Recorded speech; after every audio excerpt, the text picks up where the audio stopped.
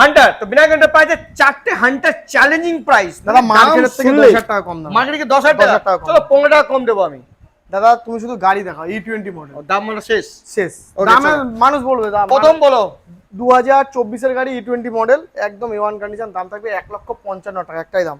নাম ট্রান্সফার নিয়ে 1,55,000 উইদাউট টাকা নাম ট্রান্সফার উইদাউট নাম ট্রান্সফার। Okay, তারপরে Rebel Blue? টাকা রেবেল ব্লু সবকিছু কমপ্লিট করে এই গাড়ির দাম থাকবে 1,48,000 টাকা, দারুণ। 2023 এর গাড়ি। দারুন দারুন দারুন। তারপরে black normal colour normal colour black. গাড়িটা নরমাল কালার বুঝো, গাড়িটা বার করে একটু দেখিয়ে দিই তো কেমন নরমাল কালার, ভিলসের মধ্যে দেখিয়ে দিচ্ছি। দেখো গাড়িটা কেমন লাগে, গাড়িটা একদম A1 কন্ডিশন, নতুন গাড়ি আছে তো।